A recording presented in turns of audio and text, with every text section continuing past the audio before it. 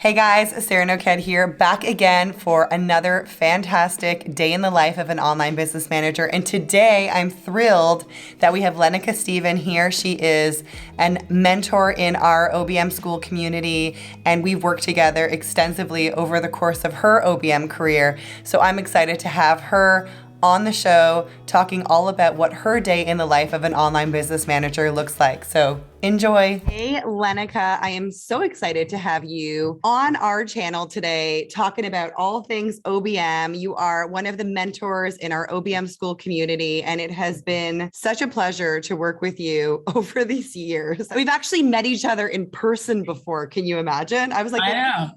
Lenica sat beside me at the bar, you know? Yeah, exactly. I remember that trip like it was yesterday. So I'm really excited to have you here. And for those of you who aren't in our program and don't know you as a mentor from our community, feel free to introduce yourself. All right. Hi, everyone. My name is Lenica Stephen. I am a certified online business manager, certified for about 3 years, 4 years, actually, 4 years. I am an OBM mentor with Sarah Noked's OBM school. Excited to work with everyone that's a part of the OBM school, as well as those are in our food community. And I came from the corporate world, so I have that mix of corporate plus working in the online space. So that's kind of me in a nutshell. I've been in business for myself for like 3 years now. So Yeah, is that it? Really, Lenica? I feel like it's been so much longer than that. a little over, yeah, 2018 is when I left my job, Oh, wow. beginning of 2018. So yeah, Very cool. Cool. started in 2018. Yeah.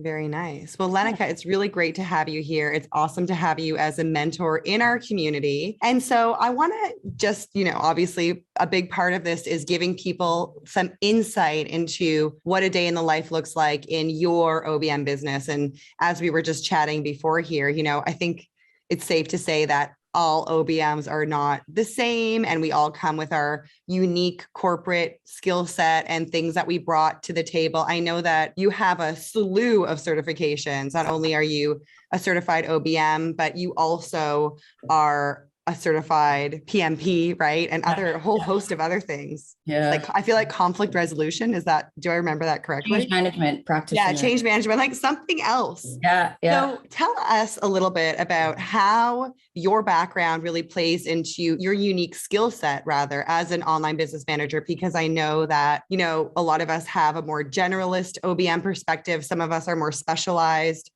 What's your take on that? Well, how I brought it in, I looked at, I guess, the transferable skills, especially when I was transitioning from leaving corporate to here and how I use it now. So if my project management skills pretty much can go into, I think with anybody that has any kind of project management skills or experience can go into projects, define dates, resources by team or tools. And so I literally just try to do a comparison of how did I do it in corporate? What are the similarities in the online business world? And so when I talk with clients or prospects that have now become clients, it's me understanding here's what I know and here's the part of the world that I know is new to me, but here's how I can bridge them. So when I talk to clients, especially in the beginning, when it wasn't, say, I couldn't necessarily manage a launch, right? And I put that in quotes because really and truly, it is a project because It's it's just a project management. Yeah. It's like a right. unique kind. Exactly, right? Just different tools, different resources in the sense of whether it's people or applications. So I just basically leaned on learning. What did I learn from where I was to how I can apply what I learned to this new world? And so that confidence, I think, carried me through, and I learned as I went. Right. So my day to day now is managing projects, managing people along the lines of what I did in the past, just now virtual and learning new terms in some ways and new types of roles. So yeah, that's been the transition. I mean, the mindset stuff is a different story, but I kind of looked at my transferable skills and what I can bring to the table for the online world. And some of it was different than people who have only worked online and where I've worked in both worlds. Awesome. Can you share with us and share with our listeners today a little bit about what your day looks like? So a day in the life of Lenica as an OBM. So it actually sometimes depends on the day of the week, right? Yeah. I do chunk, like I have certain days. So Mondays for me are I call like CEO team admin days.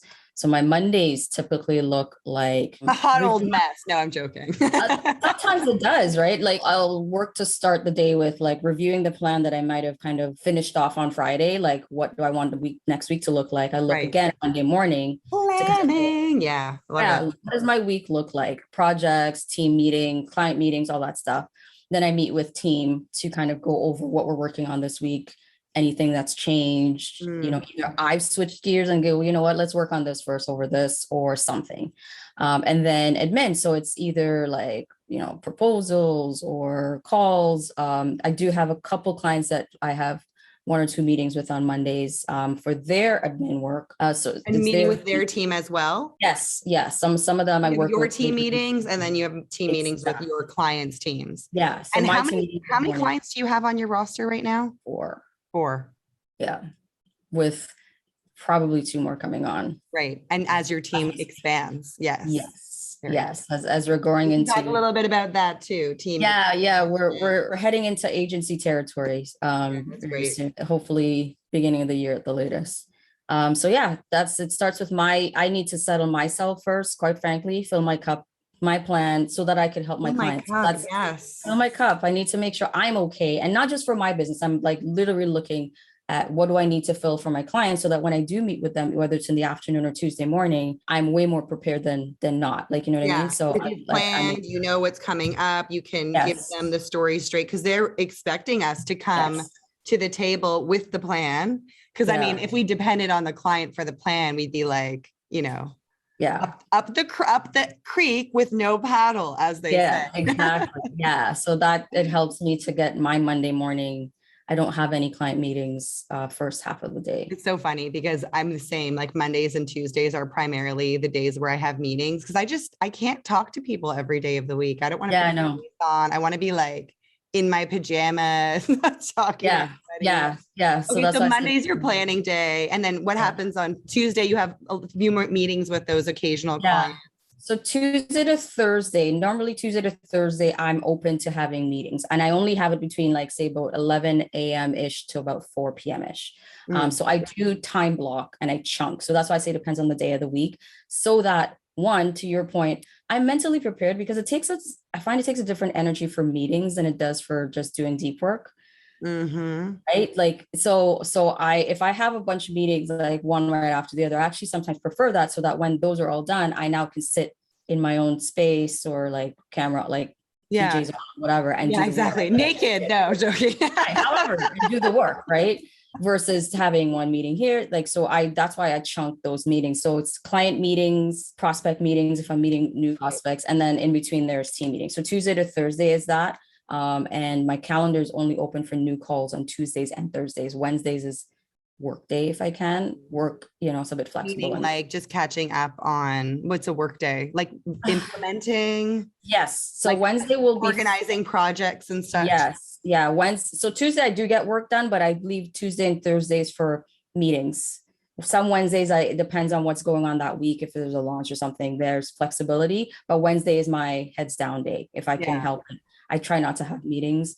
It's more just work. I'm available, Slack, whatever, but I'm just working, but I could jump on a call if I need to, right? Tuesday to Thursday is that I'm more available to have those calls. And Fridays. Friday's a day off? Not yet. I was like, not yet. Not a full day off. In my welcome package, I let my clients know I log off early on Fridays. Amen. I love that. They know. Good for you. Monday to Friday.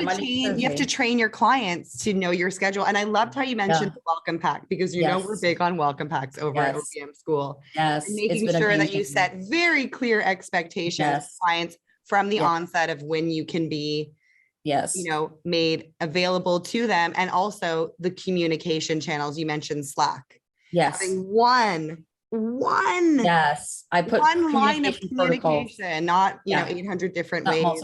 Setting the rules from the jump has been a game changer. So in my welcome package, it has that. It has my hours of availability, when I'm off, the notice I would give, like if I have planned absence, right, versus unplanned, what happens there.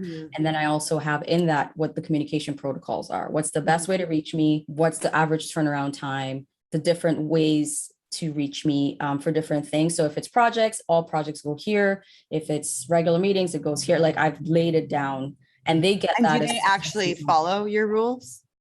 Um, Sometimes most of the now they're getting better. I used to have some that didn't, but some are asking for flexibility, like they may not use Slack, they may use Discord or something else. Right, I'm right. pretty flexible that way, long as it's not all As over. long as it's just one channel for each Yeah, exactly. No, it's not like, so I'm pretty flexible on that. And yeah, no, they've pretty much respected that. Like, especially I find this year, this round of clients that I've been working with these past year has been pretty good. And maybe I think they like that they know ahead of time versus having to ask and guess. I think that's part of the help. So I'm very clear on that. I used to feel guilty about it, but not anymore. Yeah, not anymore. So let's rewind back to you know, before when you were in corporate. How did you discover the OBM role? Like, where were you at in your life? Because I mean, the switch to entrepreneur, was that always something that was in your future, would you say? Yes. I felt / semi knew that I wanted to have my own business ever since I was a child. Yeah. But that thought kind of got abandoned, went down the other path of school, career, job, all that stuff, right? And progressed in the corporate ladder to some extent. What started this particular journey 3 years ago, burnout. Straight, like it started down the path of burnt. I was a PM in corporate, been there for 13 years. Oh, wow. And I came down the path of like, I just need a break. So I took a break. I took a short-term leave from work. I was just tired, exhausted. I'm like, there has to be a better way to live life and do what I love. So in that break, I literally was actually going to go look for another job. And the almost like, God, you didn't. Yeah. Right. The dream kind of came of like, okay, well, why aren't you looking at your own business? My business was always a someday. Oh, really? Really? It was never like, I didn't have a specific day. Oh, I'm going to, quit and start my own business in a few years. I just like, yeah, someday I want to get my own business. Yeah. So here you are looking for a job and suddenly you're like thinking to yourself, but wait a second, I had this dream of having my own thing at some point. Yeah. So how did you like, how did you really, get going? Yes. So I had the business name from before, sort of. I had the acronym IBOSS. So I used to help some of my friends who had businesses with certain, like just VA stuff, even when I was working full time, like just do little things on the side because I always had that brain. But it was I never even thought then to necessarily do full time. So I always had IBOSS the name so I could build. So literally it was like, okay, well, why aren't you building out IBOSS? So then I went down the VA path initially while I was still working full time of like doing resources and putting my feelers out there. And then somebody in one of the VA groups I was in said the term OBM. And I'm like, OBM? What's OBM? What? Yeah. I felt the same way. When I heard OBM, I was like, music to my ears. Because I think, especially when you're coming with your kind of background in project management and I always say to a lot of our students, like, we have all of these amazing transferable skills that marry so nicely with the OBM role. So that's so interesting that it was kind of like you were already like walking the walk before you were talking the talk almost. Yeah. So then when I learned the term, it just kind of like went, okay, that's a little bit more in line with me. So what do you think the best part of being an OBM is in that case? Freedom. Time freedom. I still have to commit to certain things for my clients, but right. We were just before, for those of you listening, Lenica and I were discussing her impending vacation coming up over the American Thanksgiving and just how great it is to not have to ask anybody for time off. Like for me, too, it was always freedom. When I moved over the sea, like, over the pond, as they say, is that just to the US? I don't know. But when I moved, part of the big thing for me was being able to fly to Canada at the drop of a hat when I needed to, if my family needed me. So, freedom is just such a underrated thing, I think. The time freedom was great. And even the money freedom in the sense that I can charge my, raise my cap. There's no cap. I can change the rates. I can kind of like change the package offerings. I can kind of play around with that. I'm free to do that on my own without asking anybody for permission. And I say, hey, I'm not offering this anymore. I'm offering this, or I'm adding this. You can pivot and evolve. I think that's exactly to highlight here is, the OBM role evolves. So, when you started off, as you mentioned, you were doing some side gig for your friends, and now you've really evolved. And I've had the opportunity to see you blossom as an OBM OBM from your journey into team growth and moving into the agency model and just, really developing. So would you consider yourself a more generalist OBM, or are you of a more specialized OBM at this point in your career? Me, I'm more specialized, I believe. I've gotten to know where my sweet spot is. I started general. I think it's good to have a broad overview first before Yes. Yeah, absolutely. So that because there's some things you don't know. And there are things that you like and you don't know that you like. Exactly. There's new areas out there that you won't know if you like or not. Right. So I'm getting more into the specialized. I realize I love strategy and planning, strategic planning, helping you get all that mess out of your planning. Yeah. And get it out there, and put it out there. So that's been one thing I've been focusing on with my clients. And that's part of why I'm going to agency, so that I can sit and figure that out. And my team can handle the other pieces, the implementation, the general stuff, right? I still do project management, but I like the strategy part a little bit better. I feel like that's where my neurons are firing. Yeah. Is it sense. A specific kind of strategy, like marketing strategy, or, is there some sort of, or it's just strategic planning? Strategic planning. So it's kind of like what's on your brain in different areas. So I look at the overall of your financial health. I look at, your team growth, all that stuff, and then help you get the strategy of where do you want to go, both in business and personal. And where are you now and how do we get there? Because I'll find a lot of businesses, they just keep going and then they end up somewhere that they weren't really planning to end up. Like either burnt out or in a business that they don't really like because they haven't intentionally planned out and they haven't maybe set enough smart goals for themselves. Right. So it's kind of helping them kind of go, well, if you're offering something new, does that in line with the type of lifestyle you want to have? Yeah. Right. Or the team that you want to build or not build. Some people don't want teams. So are you adding services or products to your business that require you to have a big team around you versus something else? So it's giving that voice to the strategic planning of the direction. So I call it more like a strategic roadmap. Oh, I like that. Get them through from A to Z kind of thing, or A to B at least. Yeah. So your clients now, would you say that you have a specific niche with your clients? And if so, maybe you could tell us more about the type of clients that you're working with. Good question. I don't yet have a specific niche, although that makes not that you need to have one. I mean, you know me, I'm all about yeah, for sure. So I think niches, I think niches can be fun from a marketing perspective on your website, to be clear about your messaging. Absolutely. But I think part of the freedom piece of being an OBM is the freedom to work with clients that light you up, because it's a vision. Like I told you, I worked with a fisherman for years in Australia who literally sold courses on fishing. Wow. I mean, normally if I was niching, I definitely wouldn't choose that niche, like sport fisherman. No. But it was so interesting. It was so interesting. Yeah. I don't have a niche in that sense. I think niche can go two ways. It could be industry or type specific, but it could be level of business.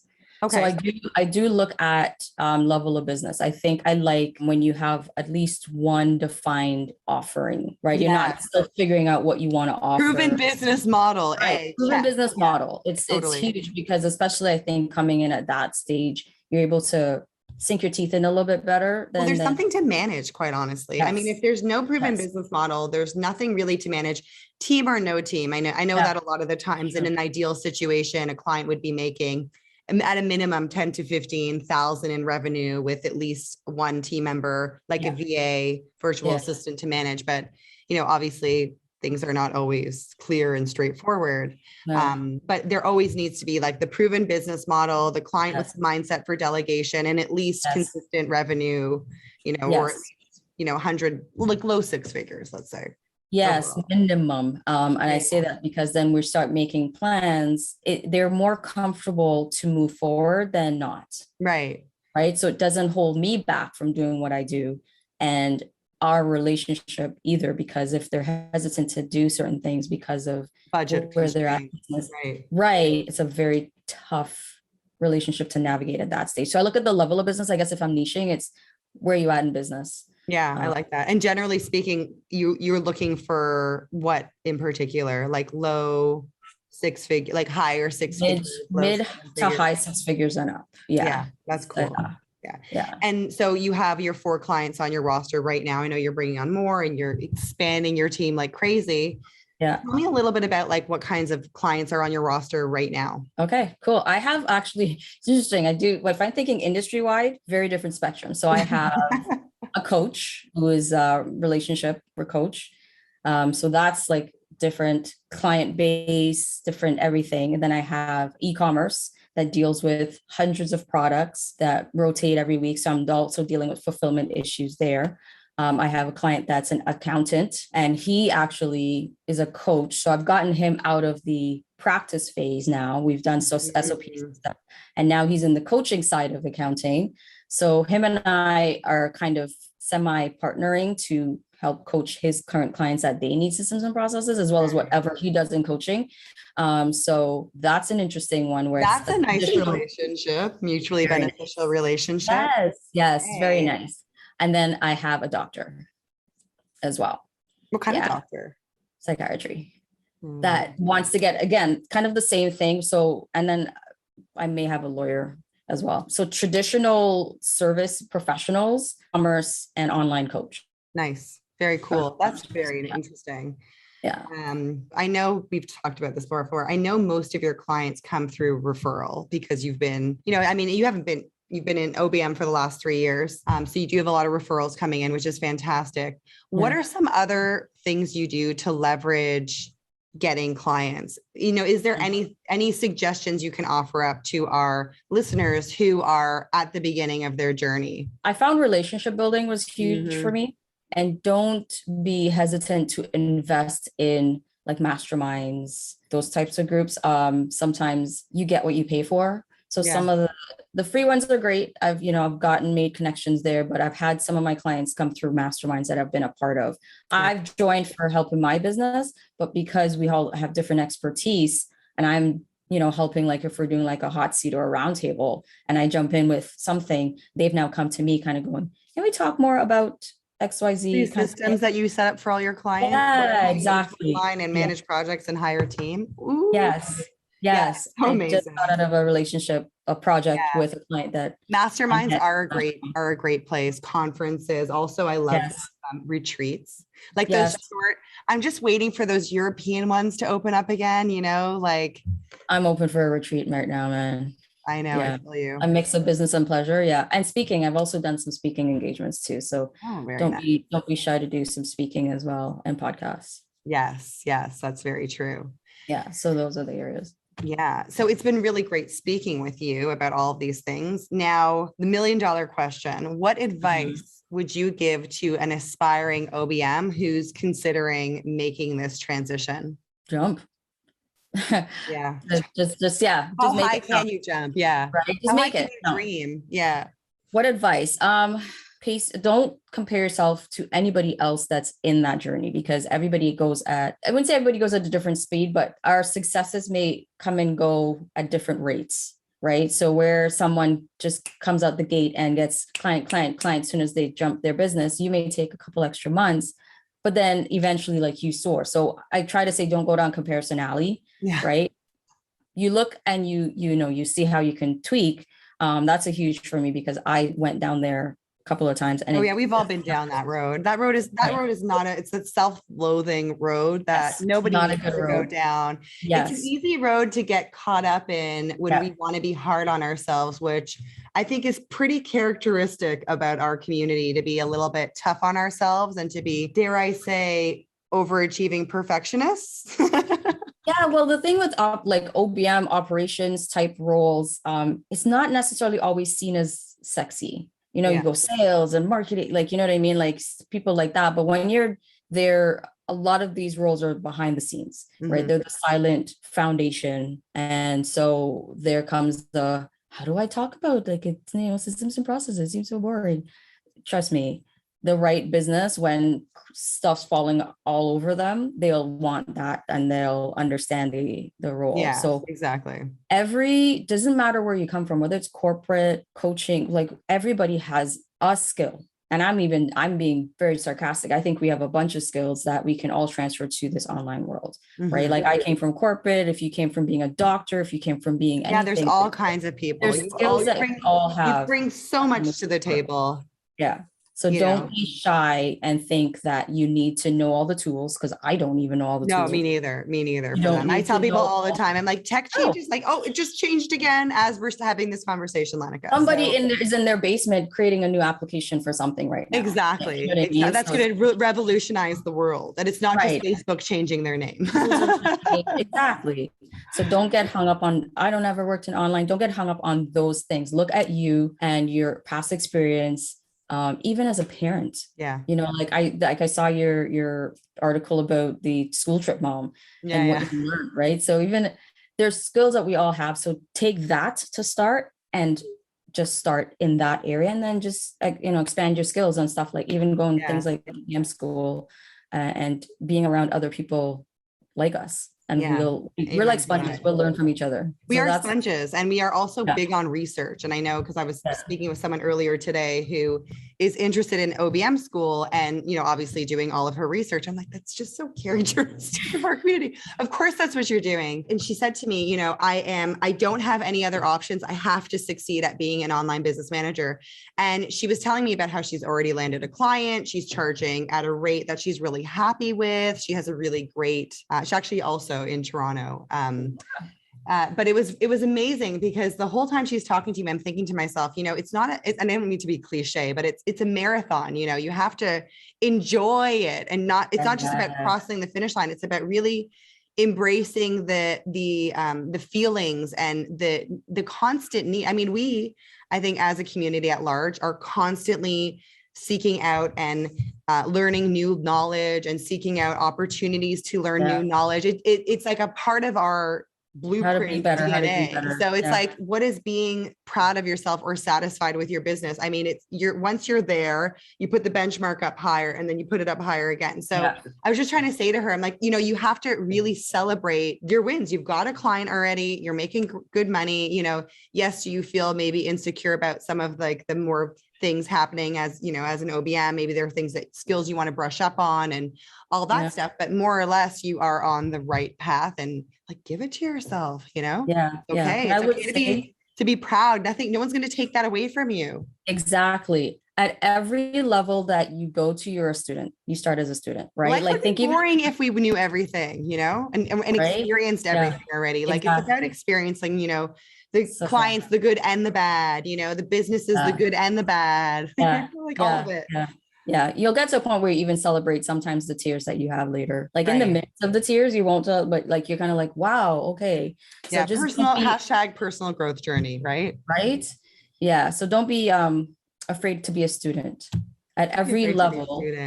At every level. I'm talking 6-figure earners to 7. They were a student to some extent to get to 7. When they got to 7, they probably had their issues too. 7 to 8-figure earners, became a student when they first got into the 8-figure realm. So going from corporate or like, you're being a stay-at-home mom to this world, you're a student now. Soak it in and don't judge yourself by being a student. Every level you're at, you're new when you first begin.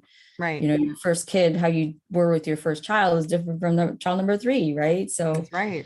You're a student then to now. So so it's like you're going to be different with your first client than you are with your third or your fourth client. And hopefully, you'll continue to evolve, learn from your own mistakes. Yeah. And again, I think community is such a big part of this. And I know that's really what the OBM school is founded on, is community and collaboration. So I'm so grateful that you are in there with us as a mentor in our community and really sharing your wisdom and your own journey with our students. So Lenica, it's been such a privilege speaking with you as always. If there is somebody listening to this that wants to get in touch with you, whether because they are looking for an OBM or they just want to learn more about you, where can they go? Oh, okay. So I think my first place is my website, interactiveboss.com. Instagram is the same handle, Interactive Boss, all one word. Find me on LinkedIn or Facebook with my first and last name. Pretty simple. Lenica Stephen, Yep. And those are the main places. If you ping me on any of those, I'll see you. Great. Thanks, Lenica. And if you guys want to learn more about OBM School will leave some resources below this video. Head on over to obmschool.com. And I hope you enjoy this and have a great day, everybody. Thanks, Lenica. Bye, guys.